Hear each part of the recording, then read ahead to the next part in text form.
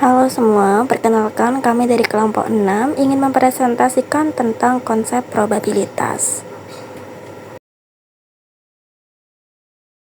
Di sini saya akan menjelaskan definisi dari probabilitas. Probabilitas adalah ukuran kemungkinan terjadinya suatu peristiwa. Nilai probabilitas selalu di antara 0 dan 1. Nilai 0 berarti tidak mungkin, sedangkan 1 berarti pasti terjadi. Ada 3 cara untuk menetapkan probabilitas, yaitu yang pertama ada klasik yang didasarkan pada ruang sampel, yang kedua empiris berdasarkan data atau pengalaman, dan yang ketiga ada subjektif berdasarkan keyakinan atau opini. Dan pada gambar ini ditunjukkan garis probabilitas. Kalau nilainya 0, berarti peristiwanya itu mustahil. Sedangkan kalau 1, peristiwanya itu pasti terjadi. Nilai diantaranya menunjukkan tingkat kemungkinan yang berbeda-beda. Probabilitas empiris. Probabilitas empiris adalah peluang kejadian dengan memperhatikan kejadian yang terjadi di masa lalu. Pendekatan empiris terhadap probabilitas didasarkan apa yang disebut hukum bilangan besar. Kunci untuk menetapkan probabilitas secara empiris adalah bahwa lebih banyak observasi akan memberikan estimasi probabilitas yang lebih akurat.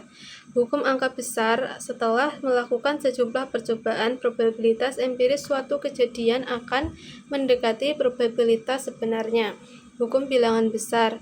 Misalkan kita melempar koin yang adil, hasil setiap lemparan adalah sisi kepala atau sisi ekor.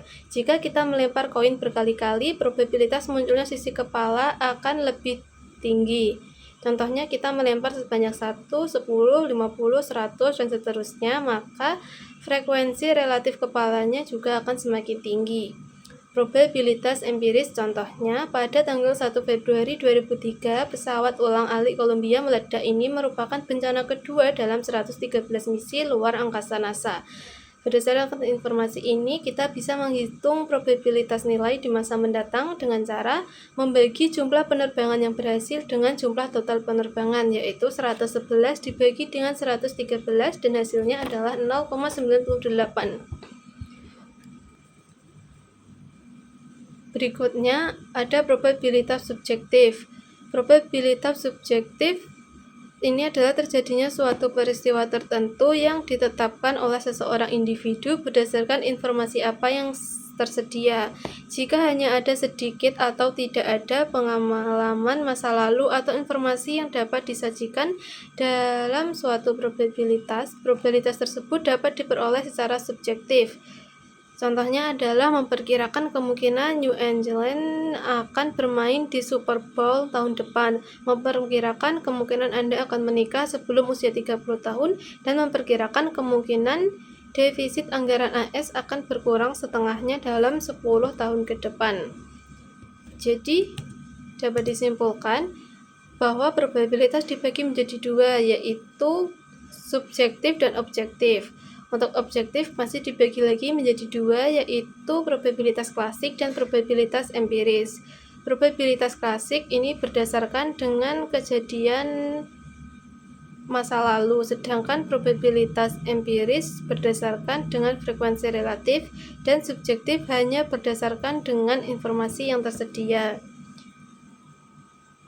Berikutnya aturan untuk menghitung probabilitas. Yang pertama ada aturan penambahan, yaitu aturan khusus. Ada aturan khusus jika dua kejadian A dan B saling eksklusif, peluang terjadinya salah satu kejadian sama dengan jumlah peluangnya. Dihitung dengan P, A atau B adalah peluang kejadian A ditambah dengan peluang kejadian B. Yang kedua ada aturan umum penjumlahan. Jika A dan B adalah dua kejadian yang tidak saling eksklusif, maka peluang kejadian A atau B didapatkan dengan peluang kejadian A ditambah dengan peluang kejadian B dikurangi dengan peluang kejadian A dan B. Contoh aturan penjumlahan adalah peluang bahwa kartu hati yang dipilih secara acak dari setumpuk kartu standar akan berupa kartu raja atau hati.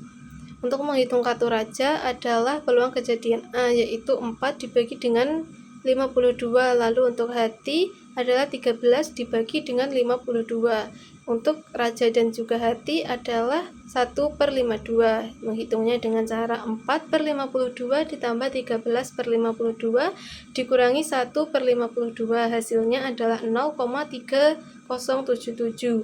Aturan pelengkap. Aturan komplement digunakan untuk menentukan probabilitas terjadinya suatu peristiwa dengan mengurangi probabilitas tidak terjadinya peristiwa tersebut dari 1, yaitu peluang kejadian A ditambah peluang kejadian A sama dengan 1, atau peluang kejadian A sama dengan 1 min peluang kejadian bukan A. Probabilitas gabungan. Kemungkinan bersama sebuah probabilitas bahwa mengukur kemungkinan 2 atau lebih peristiwa akan terjadi secara bersamaan. Selanjutnya yaitu aturan khusus perkalian. Aturan khusus perkalian mengharuskan dua kejadian A dan B bersifat independen. Dua kejadian A dan B bersifat independen jika terjadinya kejadian yang satu tidak mempunyai pengaruh terhadap probabilitas terjadinya kejadian yang lain. Aturan ini ditulis P, A dan B, P kali A, B kali B. Contoh aturan perkalian, survei yang dilakukan oleh American Automobile Association mengungkapkan bahwa 60% anggotanya melakukan reservasi tiket pesawat tahun lalu.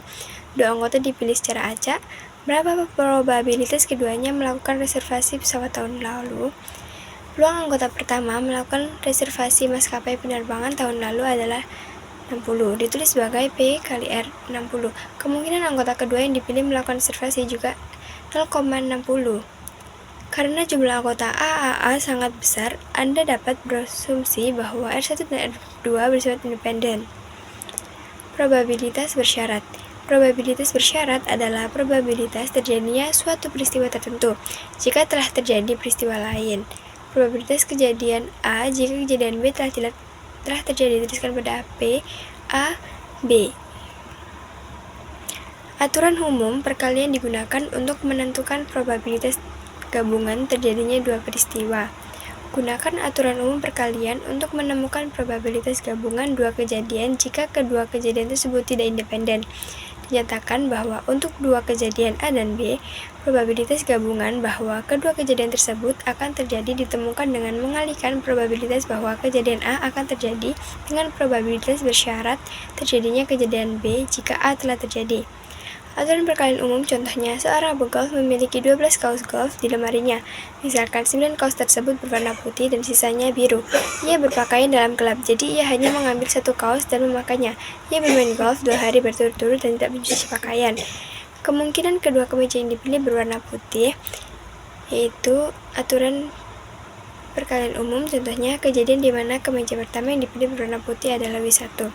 Kemungkinannya adalah P kali W1 sama dengan 9/12. Kejadian terpilihnya kemeja kedua juga berwarna putih diidentifikasi sebagai W2. Probabilitas bersyarat. Probabilitas bersyarat terpilihnya kemeja kedua berwarna putih dengan asumsi kemeja pertama juga berwarna putih adalah P W2 dari W1 sama dengan 8/11. Untuk menentukan peluang terpilihnya dua kemeja putih, kita menggunakan rumus P kurung AB sama dengan PA, PB dari A, dan seperti digambar. Tabel kontingensi. Tabel kontingensi adalah tabel yang digunakan untuk mengklasifikasikan sampel pengamatan berdasarkan dua atau lebih karakteristik yang dapat diidentifikasi. Misalnya, sebuah survei terhadap 150 orang dewasa mengklasifikasikan masing-masing responden berdasarkan jenis kelamin dan jumlah film yang ditonton bulan lalu. Setiap responden diklasifikasikan berdasarkan dua kriteria, jumlah film yang ditonton dan jenis kelamin. Sejumlah eksklusif di survei mengenai loyalitas mereka terhadap perusahaan. Salah satu pertanyaannya adalah, jika Anda menerima tawaran dari perusahaan lain yang setara atau sedikit lebih baik dari posisi Anda saat ini, apakah Anda tetap di perusahaan tersebut atau menerima posisi tersebut? Jawaban dari 200 eksekutif dalam survei tersebut diklasifikasikan silang berdasarkan lamanya masa kerja di perusahaan. Berapa probabilitas untuk memilih secara acak seorang eksekutif yang loyal terhadap 27 perusahaan akan bertambah dan yang memiliki masa kerja lebih dari 10 tahun. Peristiwa A terjadi jika seorang eksekutif yang dipilih secara acak tetap bekerja di perusahaan meskipun ada tawaran yang sama atau sedikit lebih baik dari perusahaan lain, karena terdapat 120 eksekutif dari 200 orang dalam survei yang akan tetap bekerja di perusahaan, atau PA sama dengan 120 dibagi 200 atau 0,60. Peristiwa B terjadi jika seorang eksekutif yang dipilih secara acak memiliki masa kerja lebih dari 10 tahun di perusahaan. Peristiwa B terjadi jika seorang eksekutif yang dipilih secara acak memiliki masa kerja lebih dari 10 tahun di perusahaan. Dengan demikian, B4A1 adalah probabilitas bersyarat bahwa seseorang eksekutif dengan masa kerja lebih dari 10 tahun akan tetap bekerja di perusahaan. Dari 120 eksekutif yang akan tetap bekerja, 0,75 diantaranya memiliki masa kerja lebih dari 10 tahun, sehingga B4A1 sama dengan 75/120. Berikutnya adalah diagram pohon. Diagram pohon berguna untuk menggambarkan probabilitas kondisional dan gabungan. Diagram ini khususnya berguna untuk menganalisis keputusan bisnis yang melibatkan beberapa tahapan. Kesimpulannya adalah diagram pohon merupakan grafik yang berguna dalam mengorganisasikan perhitungan yang melibatkan beberapa tahapan. Setiap segmen dalam diagram pohon merupakan satu tahapan dari permasalahan. Cabang-cabang diagram pohon diberi bobot berdasarkan probabilitas. Lalu selanjutnya ada teorema Bayes. Teorema Bayes adalah metode untuk merevisi probabilitas dengan informasi tambahan. Teorema Bayes dapat dihitung menggunakan rumus seperti berikut. Lalu ada contoh teorema Bayes. Contohnya bisa dilihat di layar ya teman-teman. Nah, dari soal tersebut dapat diketahui bahwa ada 3 peristiwa yang saling eksklusif dan kolektif lengkap, yaitu 3 pemasok. Yang pertama yaitu LS24 dibeli dari Hall Electronics dan LS24 dibeli dari Schuler Cells serta LS24 dibeli dari Crawford Components. Lalu diketahui juga bahwa probabilitas sebelumnya yaitu 30 probabilitas LS24 yang diproduksi oleh Hall Electronics, 20 probabilitas LS24 yang diproduksi oleh Schuler Cells, dan 50 probabilitas LS24 yang diproduksi oleh Crawford Component. Lalu informasi tambahannya adalah LS24 tampaknya rusak atau LS24 tampaknya tidak cacat. Selain itu diketahui juga bahwa probabilitas bersyaratnya dari setiap pemasok yang pertama yaitu 3 probabilitas bahwa chip LS24 yang diproduksi oleh Hall Electronics rusak, dan 5% probabilitas bahwa chip LS24 yang diproduksi oleh Schuler Cells rusak, serta 4% probabilitas bahwa chip LS24 yang diproduksi oleh Crawford Component rusak. Sebuah chip dipilih dari tempat sampah karena chip tersebut tidak diidentifikasi oleh pemasok. Kami tidak yakin pemasok mana yang memproduksi chip tersebut. Kami ingin menentukan probabilitas bahwa chip yang rusak dibeli dari Schuler Cells. Nah, probabilitasnya dapat ditulis dengan P dalam kurung A kuadrat B tutup kurung. Nama saya Kilaswa Nafisa dengan NIM 25080694123. Jadi saya akan menjelaskan tentang contoh lanjutan dari teorema Bayes. Probabilitas yang cacat yang berasal dari Schuler Cells dapat ditemukan secara formal menggunakan teorema Bayes. Dihitung P dalam kurung A2 dan B1, di mana A merujuk pada Schuler Cells dan B merujuk pada fakta bahwa chip LS24 yang dipilih cacat, yaitu P dalam kurung A2 B1 sama dengan PA2 PB, dibagi A2 PA PBA ditambah PA2 PBA2 ditambah PABA 0,20 0,05 dihasilkan 0,10 dibagi 0,20 0,5 ditambah 0,50 0,04 yaitu 0,30 dikali 0,03 dibagi 0,039 yaitu 2564. Aturan menghitung perkalian. Rumus perkalian ini menunjukkan bahwa jika ada M, cara melakukan satu hal, dan N, yaitu cara melakukan hal yang lainnya, maka M dikali N adalah cara untuk melakukan keduanya. Contohnya, Dr. Delong yang memiliki 10 kemeja dan 8 dasi, sehingga pertanyaannya berapa banyak setelan kemeja dan dasi yang ia miliki. M dikali N, M kemeja dan N 8, N dasi, sehingga 10 dikali 8 sama dengan 80. Aturan berhitung perkalian contoh lagi. Seorang dealer mobil ingin mengiklankan bahwa harga $29.999 Anda dapat membeli mobil konvertible sedan 2 pintu atau model 4 pintu dengan pilihan menutup roda kawat atau penutup roda solid. Berapa banyak pilihan model penutup roda yang ditawarkan dealer tersebut? Rumus perkaliannya jumlah total susunan sama dengan M dikali N. Kita dapat menggunakan rumus perkalian sebagai pemeriksa dengan M adalah jumlah model dan N adalah jenis penutup. Jumlah kemungkinan susunannya M dikali N sama dengan 3 dikali 2, yaitu hasilnya 6.